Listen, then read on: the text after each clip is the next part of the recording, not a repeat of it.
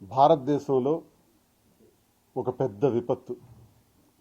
ఇది భగవంతుడి వల్ల జరిగింది కాదు, ప్రకృతి వల్ల జరిగింది కాదు, మానవ తప్పిదం వల్ల జరిగినటువంటి ఒక విపత్తు. ఈ విపత్తు ప్రపంచాన్నే కుదిపేసింది. అదే ఇండిగో ఫ్లైట్, ఇండిగో కంపెనీ.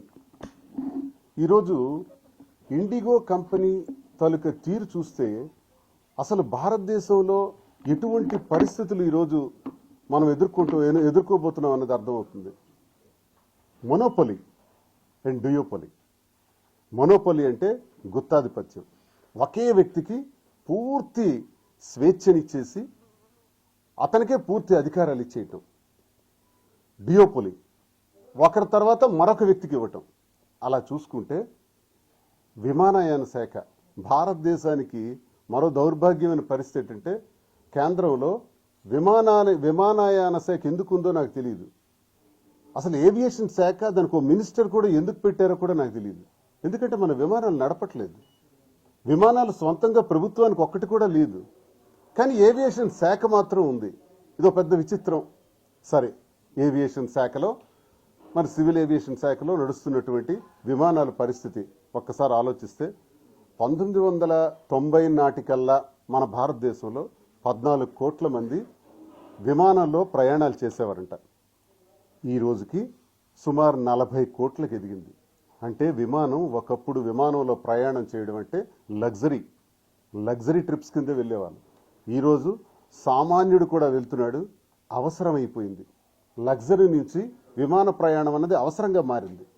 అందుకే 40 కోట్లు అంటే ప్రపంచంలో విమాన ప్రయాణం చేసే వాళ్ళ సంఖ్యలో చూసుకుంటే భారతదేశం 3వ స్థానం. ఇంత అగ్రగామి స్థాయిలో ఉన్నటువంటి ఈ దేశంలో మన దేశానికి ఒక్క విమానం కూడా లేదు.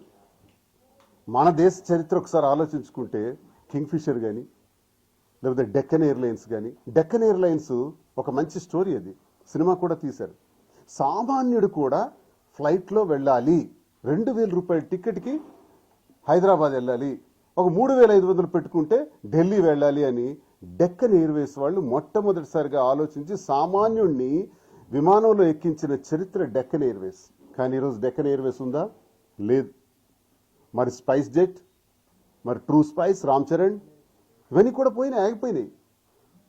మరి కింగ్ఫిషర్ ఆగిపోయింది. ఎటు చూస్తే 67%తో ఇండిగో, మరి ఇండియన్ ఎయిర్లైన్స్ మరో 30%, ఆల్మోస్ట్ ఆల్ 91%కి 2 కంపెనీలు గుత్తాధిపత్యాన్ని వహిస్తున్నాయి. దీన్నే డ్యూయోపొలి అంటాం. మొనోపొలి చేస్తుంది ఇండిగో అయితే, డ్యూయోపొలి కింద మరో కంపెనీ కూడా యాడ్ అయ్యి అదే టాటాస్ వాళ్ళు చేస్తుంది, ఇండియన్ ఎయిర్లైన్స్. సో వీళ్ళు ఈరోజు ఒక్కసారి మనం ఆలోచించుకుంటే ఇండిగోలో ఒక సంక్షోభం వచ్చిందంట.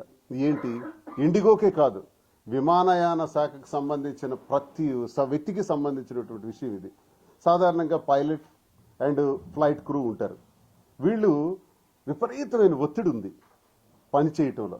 ఆ ఒత్తిడిని తట్టుకోలేక కోర్టును ఆశ్రయించి మా పనివేళల్లో కొన్ని సవరింపులు చేయండి అని కోరితే కోర్టు వారు ఇచ్చినటువంటి ఆదేశాల ప్రకారం మరి డీజీసీఏ అంటే director general of civil aviation వాళ్ళు కొంచెం లేట్గా, ఇది చాలా కాలం నుంచి జరుగుతున్న ప్రాసెస్, కోర్టు ఇచ్చిన ఆర్డర్స్ని డీజీసీఏ ఇంప్లిమెంట్ చేసే దానిలో భాగంగా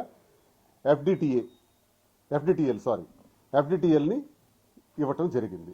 అంటే ఆ ఎఫ్డిటిఎల్ ద్వారా క్లియర్గా చెప్పింది ఏంటంటే, పైలట్ ఆఫీసర్స్ కానీ ఫ్లైట్ క్రూకి కానీ పనివేళల్లో 46 గంటలు విశ్రాంతి కావాలి. నైట్ ల్యాండింగ్స్ 5-6 దగ్గర నుంచి 2ంటికే పరిమితం చేయాలని కొన్ని guide lines, flight duty time lines అన్నమాట, వీటి ద్వారా ఇవ్వటం జరిగింది. ఇక్కడ అసలు కథ స్టార్ట్ అయింది. ఇది ఇచ్చారని మనకు తెలియదు, ప్యాసింజర్కి తెలియదు.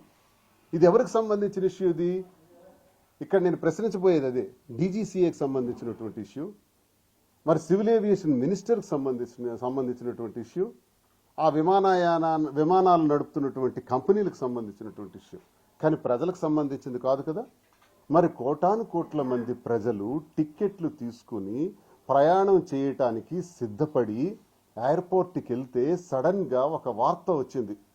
ఇండిగో సీఈఓ చెప్పాడు ఫ్లైట్స్ అన్ని క్యాన్సిల్ చేస్తున్నామని.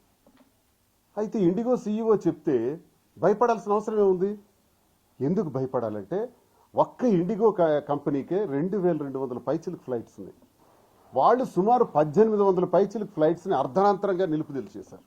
ఈ రోజుకి కూడా ఇంకా 400 నుంచి 500 ఫ్లైట్స్ ఇంకా రెక్టిఫై కాలేదు. ఈ రోజుకి కూడా ఇంకా వేల. ఈ పరిస్థితుల్లో వాళ్ళు ఇచ్చినటువంటి ఆదేశాల మేరకు ఫ్లైట్స్ అన్ని ఆగిపోతే ఎయిర్పోర్ట్స్లో పెద్ద గందరగోళం, అప్రూవర్. అంటే అదే నేను అందుకే అంటున్నాను, ఒక అవమానకరమైనటువంటి విషయం, ప్రపంచమంతా ముక్కును వేలేసి చూసుకునేటటువంటి విషయం. భారతదేశంలో ఉండే ప్రతి ఎయిర్పోర్ట్ కూడా కిటకిటలాడిపోయింది, ఆర్తనాదాలతో నిండిపోయింది.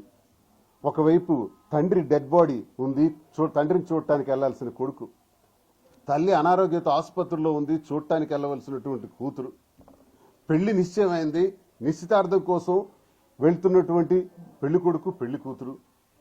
ఆఖరికి ఎంత ఘోరం అంటే నా కూతురికి మెన్సెస్ అయింది, ఒక ప్యాడ్ ఎవరైనా ఇప్పించండి అని తిరిగే ఓ తండ్రి. ఎన్ని దీనగాదులు, ఎన్ని కష్టాలు, ఎన్ని మానసిక వ్యధ. కొన్ని కోట్ల మంది ప్రజలకు మానసికంగా హింసించాం. నేటికి 5-6 రోజులు అవుతుంది. ఎందుకు? జస్ట్ ఒక సీఈఓ, ఇండిగో సీఈఓ స్టేట్మెంట్ వల్ల ఈ జరిగినటువంటి తీవ్రమైనటువంటి పరిణామం. అయితే ఇండిగో సీఈఓ ఎవరు? What rights is having? On what capacity he can direct the Indian government? 140 కోట్ల జనాభా కలిగినటువంటి భారతదేశానికి ఆఫ్టర్ ఆల్ ఒక ఇండిగో సీఈఓ, ఒక కార్పొరేట్ సంస్థ, ఆ సంస్థకు సంబంధించిన సీఈఓ 140 కోట్ల మంది ప్రజలకి ఆదేశిస్తాడా? బ్లాక్మెయిల్ చేస్తాడా? అసలు భారత ప్రభుత్వం విమానాలు నడుపుతుందా? నాకు ఆశ్చర్యం. విమానాలకు సంబంధించిన ఒక కార్పొరేట్ సంస్థ ప్రభుత్వాన్ని నడిపిస్తుందా? అర్థం కావట్లా. దీనికి సమాధానం కావాలి. అసలు అకౌంటబిలిటీ ఎవరిది? జవాబుదారీ ఎవరు? దీనికి బాధ్యుల్ని ఎవరిని బాధ్యుల్ని చేయాలి? చాలా జాగ్రత్తగా ఆలోచించవలసినటువంటి విషయం ఇది. చాలా పెద్ద ప్రమాదం జరిగింది, ఒక పెద్ద విపత్తుది. సూట్ కేసులు చూస్తే ఎయిర్పోర్ట్స్లో లక్షల సూట్ కేసులు ఉన్నాయి, వదిలేసి వెళ్ళిపోయినారు. ముంబై నుంచి ఢిల్లీ వెళ్ళాలంటే 86,000 అంటే సడన్గా ఒక 7-8 10,000 రూపాయలతో వెళ్ళిపోయిన ప్యాసింజర్కి 86,000 తీసి నువ్వు ఇండియన్ ఎయిర్లైన్స్లో వెళ్ళు అన్నారు సడన్గా. లేదు ఇంకో ప్రాంతం నుంచి ఇంకో ప్రాంతానికి వెళ్ళాలంటే 56,000. పోనీ ఈరోజు నేను వెళ్ళను, ఇక్కడెక్కడో హోటల్లో ఉంటాను అనుకుంటే హోటల్ బిల్ 40,000. పసిపిల్లలతో ముసలాళ్లతో నరకం చూస్తున్నారు ఎయిర్పోర్ట్స్లో ఈ రోజు ఈ క్షణం వరకు. మరింత దారుణమైన పరిస్థితులు దారి తీయటానికి కారణం స్పష్టంగా మొనోపొలి అండ్ డియోపొలి కనబడుతుంది. అంటే ఒక వ్యక్తికే పూర్తి స్వేచ్ఛనిచ్చి వ్యాపార రంగంలో ప్రోత్సహించడం ప్రభుత్వం చేసినటువంటి నేరం. 140 కోట్ల మందికి ఈరోజు శాసించే స్థితికి ఇండిగో సీఈఓ ఎదిగాడు అంటే ఇది ప్రభుత్వం తీసుకున్నటువంటి రాంగ్ డెసిషన్. ఇప్పుడు ఈ రకంగానే ఆలోచిస్తుంటే ఇంకా చాలా ప్రమాదాలు దేశంలో జరగబోతున్నాయి. రేపు ఎయిర్టెల్ ఇదే ప్రమాదం వస్తుంది, లేకపోతే జియో కూడా ఇదే ప్రమాదం వస్తుంది. సడన్గా 500 అంటాడు. మనందరం ఆల్రెడీ అటాచ్ అయిపోయినాం. మన తాలూకా టోటల్ డేటా వాళ్ళ దగ్గర ఉంది. మొత్తం మన వాళ్ళ కంట్రోల్లోకి వెళ్ళిపోయాం. ప్రపంచం అంతా కూడా, భారతదేశం అయితే పూర్తిగా పోయింది. ఇప్పుడు కొత్తగా ఒక ఉదాహరణ చెప్పుకోవాలి ఇందులోనే. అదానీ అనేవాడు ఒక బిజినెస్లో ఒక ఫెయిల్యూర్ క్యాండిడేట్. ఫారెన్లో విపరీతమైన కేసులు ఉన్నాయి ఆయన పైన. ఆయనకి భారత ప్రభుత్వం ముద్దుబిడ్డగా చూస్తుంది. భారత ప్రభుత్వం ఏం చేసిందంటే పోర్ట్లు, ఎయిర్పోర్ట్లు అన్నీ కూడా ఆయనకి గుత్తాధిపత్యం ఇచ్చేస్తున్నారు. అంటే మళ్ళీ మోనోపొలి. సేమ్ ఇండిగో ఏం జరిగిందో రేపు అదానీ శాసిస్తాడు భారతదేశాన్ని. సుమారు 7-8 ఎయిర్పోర్ట్లు, సీపోర్ట్లు, అలాగే పోర్ట్లకు ఎయిర్పోర్ట్ల తాలూకా మెయింటెనెన్స్ కూడా మొత్తం ఆయనకు ఒప్పజెప్పేయటం వల్ల స్టీల్ ప్లాంట్ ఈరోజు చూడండి ఆగింది. స్టీల్ ప్లాంట్ 44 భాగాలని విడగొట్టి ఈరోజు ఆక్షన్ చేయడానికి కారణం అదాని. ఎందుకంటే గంగవరం నుంచి రావాల్సినటువంటి కోల్ని పంపించకుండా బ్లాక్ చేశాడు. అది బ్లాక్ చేయడం ద్వారా వల్ల స్టీల్ ప్లాంట్ ఆగింది. కానీ ఇక్కడ విచిత్రమైన సంఘటన చెప్పాలి. ఎవరిని జవాబుదారీ చేయాలి అన్నది నా question. As an MLC, as a citizen of Andhra Pradesh, citizen of Srikakulam, ముక్కు సూటిగా ప్రశ్నిస్తున్నాను. ఈ విధ్వంసానికి కారకులు ఇప్పుడు సీన్లోకి వస్తారు చూడండి. అదానితో పాటు మిట్టల్కి స్టీల్ ప్లాంట్ ఇవ్వాలి. వైజాగ్ స్టీల్ ప్లాంట్ కంట ఎన్నికలకు ముందు చాలా మాటలు చెప్పారు. వైజాగ్ స్టీల్ ప్లాంట్ ఖచ్చితంగా ఒక మైన్ ఇవ్వాలి అని అందరూ మాట్లాడారు. చంద్రబాబు నాయుడు మాట్లాడాడు, పవన్ కళ్యాణ్ మాట్లాడాడు, లోకేష్ మాట్లాడాడు, మన జిల్లాకి పుట్టినటువంటి భ్రష్టుడు, దౌర్భాగ్యుడు ఎంపీ కూడా మాట్లాడాడు, రామ్మోహన్ నాయుడు. మైన్ ఇవ్వాలి అని. దేనికి? మైన్ లేకపోవడమే కదా.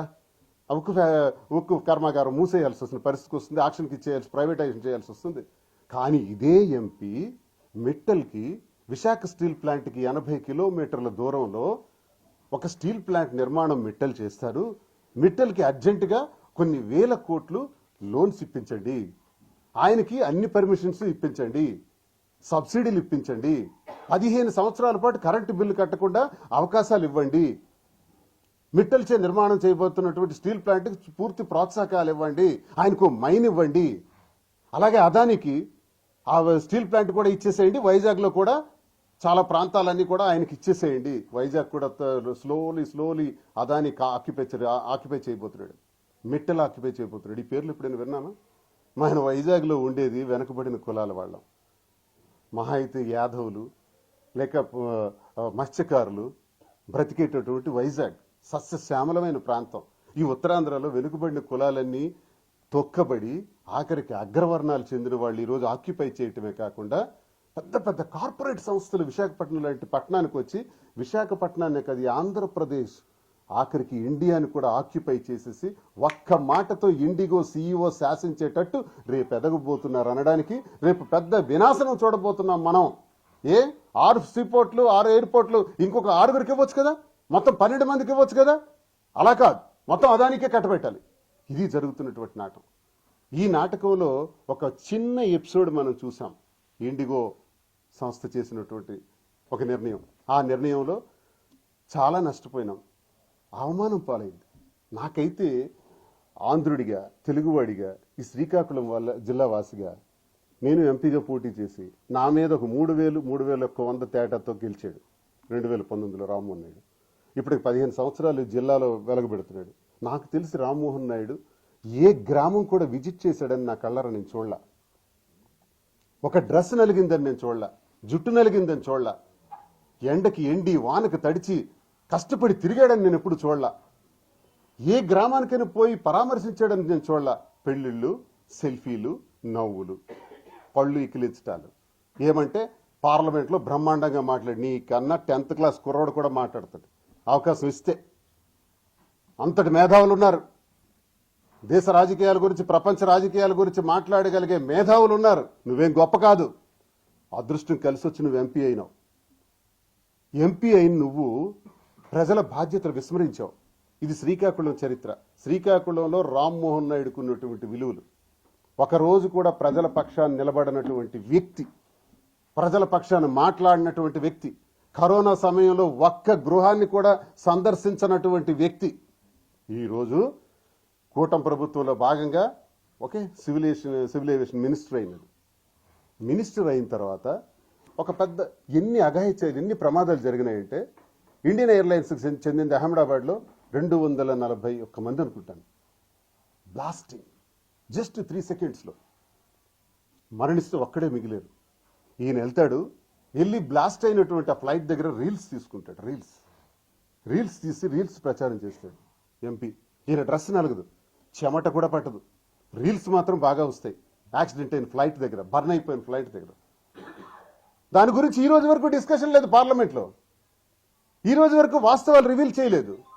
ఏమంటే ఇండియన్ ఎయిర్లైన్స్ వెరీ స్ట్రాంగ్, అది వాళ్ళు చాలా బాగా చేస్తారు, లోపాలు ఉండవు. ఇది మరి లోపాలు ఉండకపోతే యాక్సిడెంట్ అయింది, ఎలా అయింది? పైలట్స్ మీద తోసేసినారు. అమాయకులైన పైలట్స్ మీద. వాళ్ళు వెరీ సీనియర్, ఒక ఆయన రిటైర్మెంట్కి ముందున్నారు, ఇంకో ఆయన యంగ్ డైనమిక్ పర్సన్. ఇద్దరు కూడా చాలా అనుభవజ్ఞులు. 6,000 గంటలు ప్రయాణం చేసిన వాళ్ళ మీద ఇప్పుడు చనిపోయిన వాళ్ళ మీద నెట్టేస్తున్నారు ఆ కేసుని. ఎంత దౌర్భాగ్యం. అంతేకాదు, ఈరోజు సుమారు 1800 ఫ్లైట్స్ ఆగిపోవటం. ఇది ప్రపంచం ముందే మనకి సిగ్గు, తల దించుకోవాలి. ఎవడరా ఈ పని చేశాడు అని అంటే శ్రీకాకుళం ఎంపీ చేశాడు అంటే మేము చచ్చిపోతున్నాం, భరించలేకపోతున్నాం. ఎక్కడికి వెళ్ళినా పరుగు పోతుంది.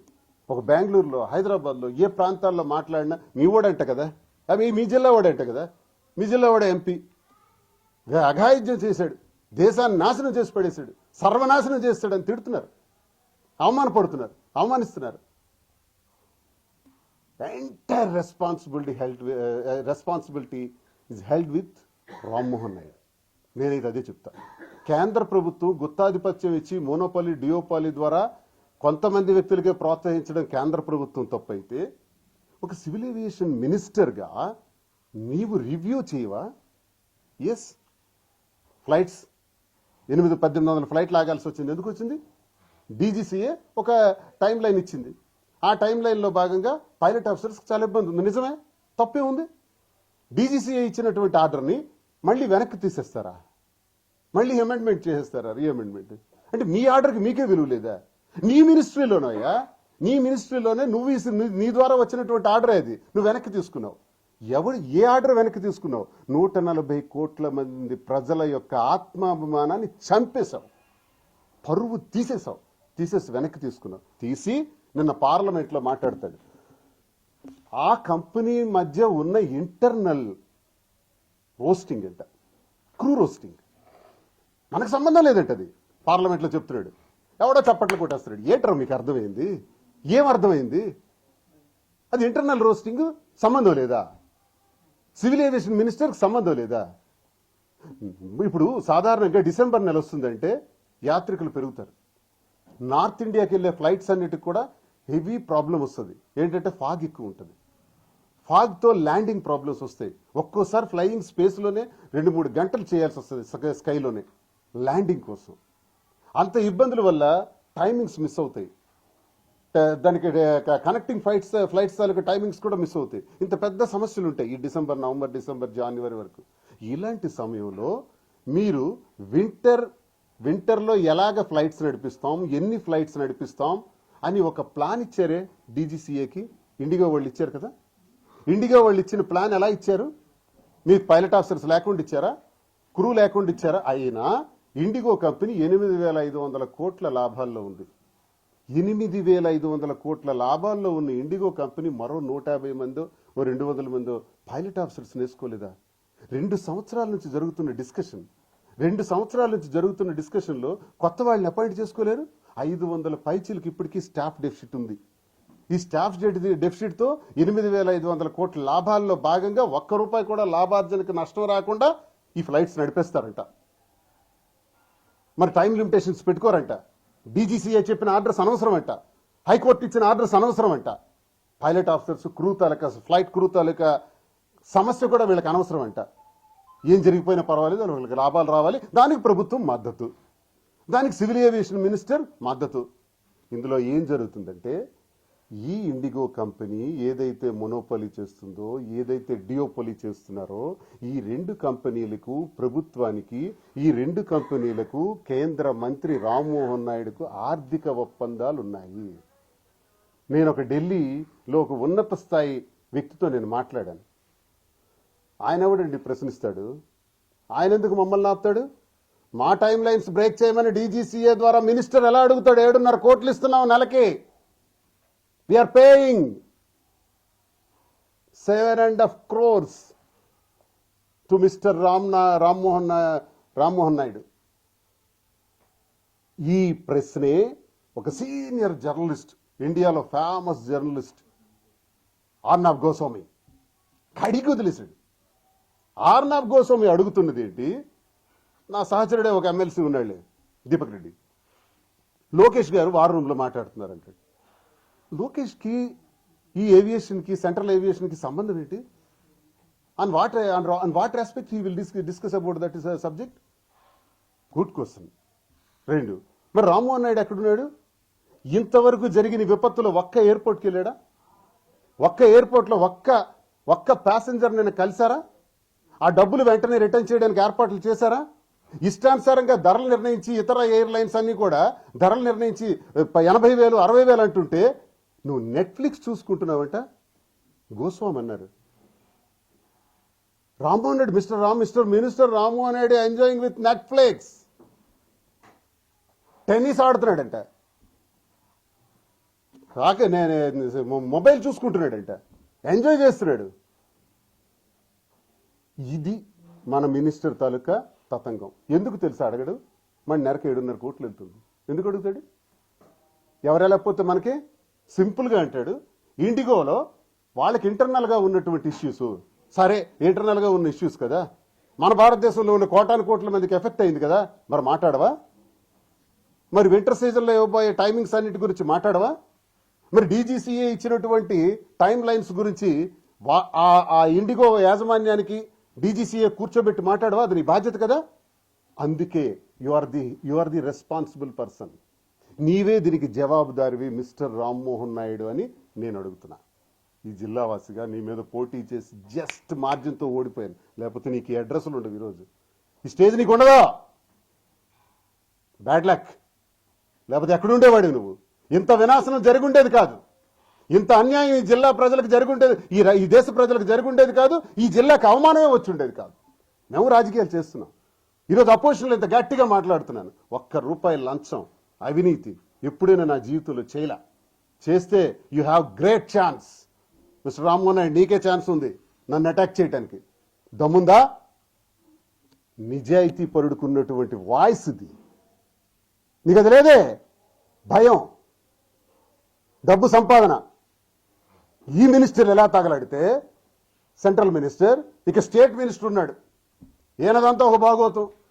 ఈనాడు పేపర్లోనే రాశారు, రోజుకి 20 లక్షలు రాకపోతే మేడ మీదకి వెళ్ళడంట. నేను చెప్పలా, అసెంబ్లీలో కూడా నేను చూపించాను. రోజుకి 20 లక్షలు కాదండి, ఈనాడులో రాశారు, కనీసం రోజుకి ₹1,00,00,000. నేను గ్రానైట్ వానర్స్ అసోసియేషన్ అధ్యక్షుడిగా తెలియజేస్తున్నాను, గౌరవ అధ్యక్షుడిగా. ఈ జిల్లాలో 108 ఫ్యాక్టరీలు ఉంటే 30 ఫ్యాక్టరీలు పోయినాయి, పారిపోయినారు ఈ అచ్చెన్నాయుడు నేతృత్వంలో. కారణం లంచం. వాళ్ళ దగ్గర నుంచి విపరీతంగా డబ్బులు తీసుకునే పరిస్థితి. చూడండి, శ్రీకాకుళంలో ధాన్యం ఏ మూల చూసినా ధాన్యమే, ఏ రోడ్ల మీద చూసినా ధాన్యమే, ఏ పొలాల్లో చూసినా చేను కప్పలే, ఎక్కడ చూసినా ధాన్యమే. ధాన్యం కొనుగోలు జరగట్లేదు. 6,50,000 టన్నులు, మెట్రిక్ టన్నులు కొనాలి కదా, ఎందుకు కొనుగోలు చేయరు? గతంలో ఎలా జరిగింది? కళ్ళం దగ్గరికి వెళ్ళి అగ్రికల్చరల్ అసిస్టెంట్ ఎస్టిమేషన్ వేసి ఆ ధాన్యాన్ని కొనుగోలు చేసి, ధాన్యానికి మద్దతు ధర వేసి, హమాలీల ధర వేసి, గోని సంచుల ధర వేసి, ట్రాన్స్పోర్ట్ ఛార్జెస్ వేసి అవన్నీ కొనుక్కునే రోజు మొన్నటి వరకు జగన్మోహన్ రెడ్డి గారి గవర్నమెంట్లో చూసాం కదా. ఈరోజు ఏమైంది? ఎందుకు మార్చేశారు? ఎందుకు ధాన్యాన్ని రోడ్ల మీద ఉన్నాయి? చూడండి, ఏ ఊర్లో హైవే, నేషనల్ హైవే మీద కూడా ధాన్యం పోగులు ఉన్నాయి. ఎందుకో తెలుసా? కావాలనే 6,50,000 మెట్రిక్ టన్నుల ధాన్యాన్ని కొనుగోలు చేయకుండా ఆపుతున్నాడు. ఎందుకంటే దళారీల ద్వారా ధాన్యం అమ్ముకం అయిపోవాలి. దళారీల ద్వారా దళారీలకు అధ్యక్షుడు ఎవడు? కింజరాపు హరిప్రసాద్, సొంత బ్రదరే. వీడు శాశ్వత జిల్లా వ్యవసాయ రైస్ మిల్లర్స్ అధ్యక్షుడు హరిప్రసాద్. ఇతడి నేతృత్వంలో ఈ దళారీలు ధాన్యాన్ని 1,300కి 1,400కి కొనేస్తున్నారు. అవి అమ్మకం అయిపోతే అప్పుడు మంత్రి బయటకు వస్తాడు, డిసెంబర్ ఎండింగ్కి వచ్చి, ఇదిగో ధాన్యాన్ని కొంటాను 6,50,000 టన్నులు అంటాడు. ఆ డబ్బుల ద్వారా ఒరిస్సా ధాన్యాన్ని కొనేస్తాడు 1000కి 1,200కి. ఈ డబ్బంతా కైంకర్యం చేసేస్తాడు. ఇది వ్యవసాయ శాఖ మంత్రి చేసే వ్యవహారం. ఇకపోతే ఎస్డబ్ల్యూఎస్ ద్వారా అతడు గోడౌన్స్ 30,000 టన్నులు ఉన్నాయి నిమ్మాళ్ళలో. వాళ్ళు ఆ ధాన్యాన్ని అక్కడ పెడుతుంటే ప్రతి ఏసీకేకి 6,000 తీసుకుంటున్నాడు.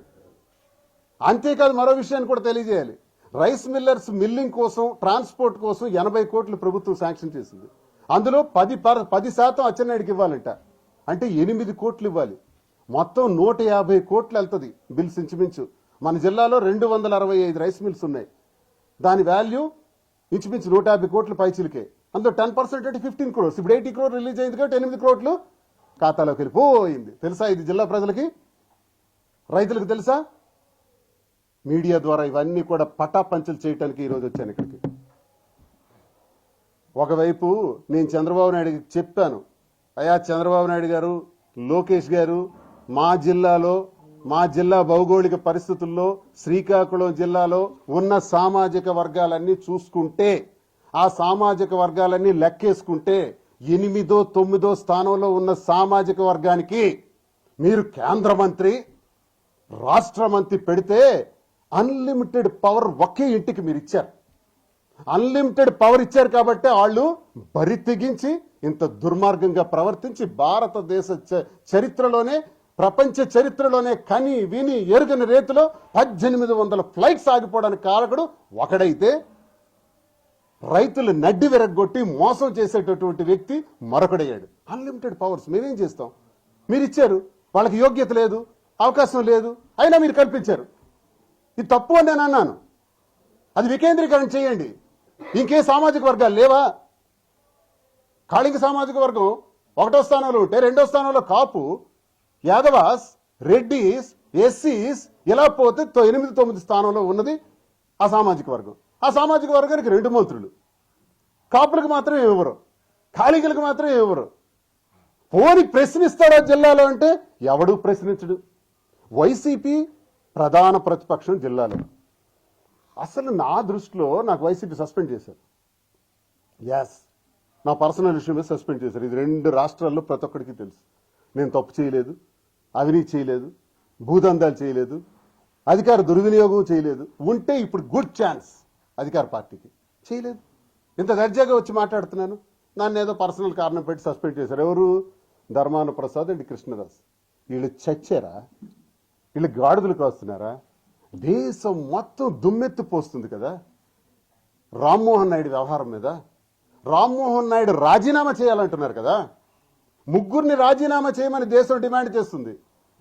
ఈరోజు అర్నబ్ గోస్వామి దగ్గర కూడా భారతదేశంలో ఇంచుమించు 140 కోట్ల మందికి సంబంధించి ఆ రిపబ్లిక్ టీవీని ఈరోజు వీళ్ళు మేము టీవీ బాయ్కట్ చేశారట. సరే, బాయ్కట్ చేసుకుంటే నువ్వు చేసుకో, మాకు సంబంధం లేదు. నువ్వు బాయ్కట్ చేయవలసింది ఎవరిని? ఇండిగో యాజమాన్యానిక, రిపబ్లిక్ టీవీకా? ఏంటో డెసిషన్లు? చంద్రబాబు నాయుడు గారికి అడిగితే నాకు సంబంధం లేదు, లోకేష్కి అడిగితే లోకేషే చూస్తున్నారు వార్ రూమ్లో అని దీపక్ రెడ్డి చెప్తాడు, ఎమ్మెల్సీ అధికార ప్రతినిధి. ఆయన నాకు సంబంధం లేదంటారు. రామ్మోహన్ నాయుడు ఏమో అసలు ఈస్ట్ చూస్తున్నాడో, నార్త్ చూస్తున్నాడో, సౌత్ చూస్తున్నాడో తెలియట్లేదు. అసలు ఎటు చూస్తున్నాడో తెలియట్లేదు. దిక్కులు చూస్తున్నాడు. ఈ పరిస్థితుల్లో ఈ దేశంలో ఇంత పెద్ద విపత్తు. ఈ విపత్తు కారణం స్పష్టంగా Rammohan Naidu has to resign. Rammohan Naidu, నీకు సిగ్గు శరం ఉంటే రిజైన్ చేయి. జార్జ్ ఫెర్నాండెస్ గారు ట్రైన్ యాక్సిడెంట్ అయితే గంటలో రిజైన్ చేశారు. ఇది చరిత్ర భారతదేశానికి. నువ్వు పట్టుకొని కుర్చీని నల్లుల్లో పట్టుకొని ఏలాడుతున్నారు, కుర్చీలు పట్టుకొని. రిజైన్ చేయవా? నీకు చేత కాలేదు. You are unfit for that post. You are unfit for civil aviation minister గా నువ్వు అన్ఫిట్, ఎంపీగా నువ్వు అన్ఫిట్. రా, నామినేషన్ అయ్యి తెలుస్తుంది. నీకు దమ్ముంటే నేను నామినేషన్ వేస్తా ఇండిపెండెంట్గా. బై ఎలక్షన్స్కి వెళ్దాం. ఇప్పుడు ఈ దేశంలో ప్రపంచమంతా తలదించుకునే విధంగా విపత్తుకు నువ్వు కారణమేవు కదా. నీలో నిజాయితీ ఉంటే ఎవరు గెలుస్తారో చూద్దాం. మిస్టర్ రామ్మోహన్ నాయుడు, సవాల్ తీసుకోగలవా? ఇంతవరకు మీడియా ముందుకు రావట్లా. అర్నబ్ గోస్వామి అడుగుతున్నారు, where is mister civil aviation minister Rammohan Naidu, please come, I'm ringing you. Hello అని కట్ చేశాడట. ఏం భయం? నాకు రింగ్ చేయమని ఏ మీడియాకైనా టాక్ మని ఎత్తాను, మాట్లాడతాను. నీకేం భయం? తప్పు చేశావు, దొరికిపోతావు. ఆర్నాబ్ దృష్టిలో పడితే నీకు ఎముకలు ఇరిగిపోతాయి. అంత భయంకరంగా ఉంటుంది ఆయన కామెంట్, తట్టుకోలేవు. కాబట్టే గోస్వామికి దూరంగా ఉన్నావు, మీడియాకి దూరంగా ఉన్నావు. ఎక్కడో 4 గోళ్ల మధ్య మీడియాతో మాట్లాడుతున్నావు.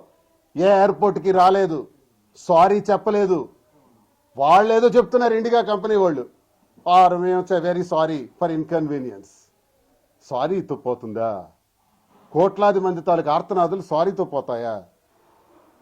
ఇవన్నీ చాలా ఘోరాలు జరుగుతున్నాయి. అందుకే నువ్వు నిజాయితీ పరుడు అయితే, తప్పు చేయలేదని నీకు అనిపిస్తే అసలు సివిల్ ఏవియేషన్ మినిస్టర్కి రాజీనామా చేయి, ఎంపీకి రాజీనామా చేయి. నేను వేస్తాను నామినేషన్ ఇండిపెండెంట్గా. బై ఎలక్షన్కి పోదాం. నువ్వు గెలుస్తావు, నేను గెలుస్తాను, చూద్దాం. నీ మీద 3000తోనే పోయినోండి కదా, ఇప్పుడు చూద్దాం. రా, దమ్ముంటే కాసుకో. జిల్లాలో వైసీపీ అడగదు, వైసీపీ వాళ్ళు అడగరు, ధర్మాన ప్రసాద్ అడగడు, కృష్ణదాస్ అడగడు. భయం. కేడీ బ్రదర్స్, మీకు ఎప్పుడు నేను చెప్తుంటాను, కేడీ బ్రదర్స్ అండర్స్టాండింగ్ జిల్లాలో నడుస్తుంటుందని. ఇప్పుడు సాక్ష్యం దొరికింది కదండి జిల్లా ప్రజలందరికీ, రాష్ట్ర ప్రజలకు కూడా అర్థమైంది కదా. మా జగన్మోహన్ రెడ్డి గారికి, జగనన్నకి తప్పుడు సమాచారం ఇచ్చి మోసం చేస్తున్నారు వీళ్ళు. వైసీపీ జగన్మోహన్ రెడ్డిని 1000 అడుగులు గొయ్యి తీసి పాతేయాలని అచ్చెన్నాయుడు 2 సార్లు అన్నాడు. నో రెస్పాన్స్, కౌంటర్ లేదు. ఈరోజు దేశ ప్రజలందరికీ అవమానకరంగా ప్రవర్తించాడు మంత్రి. No response. మరి ఎవడు మాట్లాడతాడు? అపోజిషన్ నుంచి శ్రీకాకుళం నుంచి ఎవరు మాట్లాడతారు? మీరే కదా జిల్లా అధ్యక్షులు, నువ్వే కదా రెవెన్యూ మంత్రివి.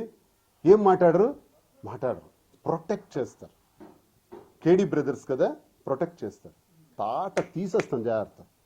మీరు ప్రొటెక్ట్ చేస్తే వాళ్ళు రక్షణలోకి పోవటానికి, మీరు ఆలోచించి ప్రొటెక్ట్ చేస్తే జిల్లా ప్రజలందరూ అందులుగా చూస్తూ ఊరుకోవటానికి. ఇది శ్రీకాకుళం జిల్లా, ఉద్యమాల గడ్డ. మంది శ్రీకాకుళమే, వాళ్ళది శ్రీకాకుళమే, తేల్చుకుందాం.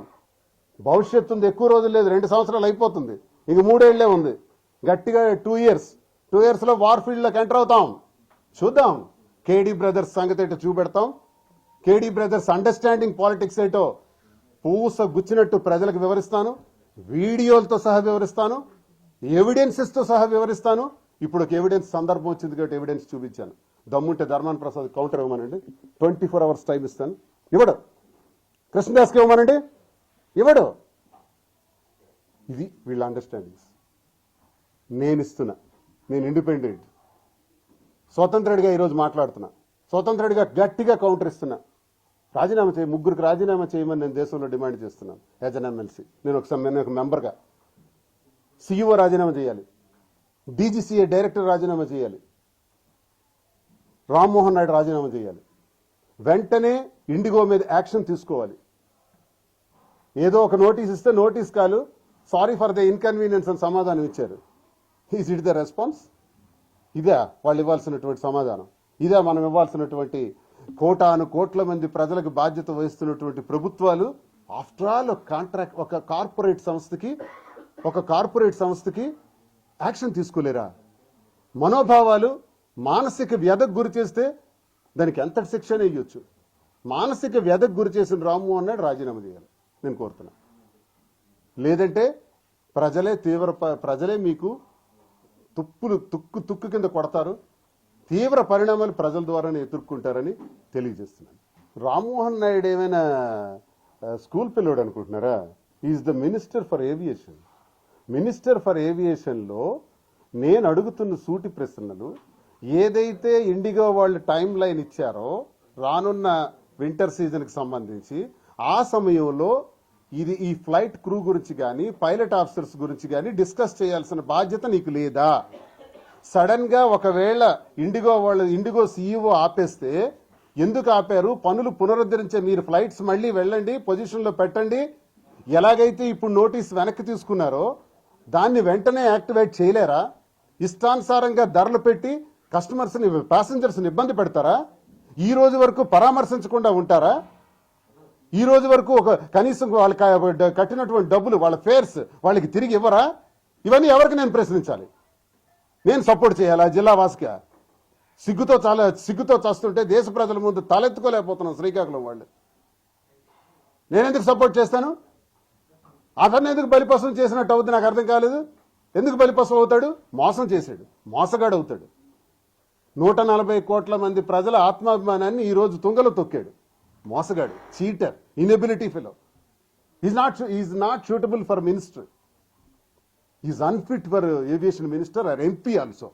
So he has to resign. This is my demand.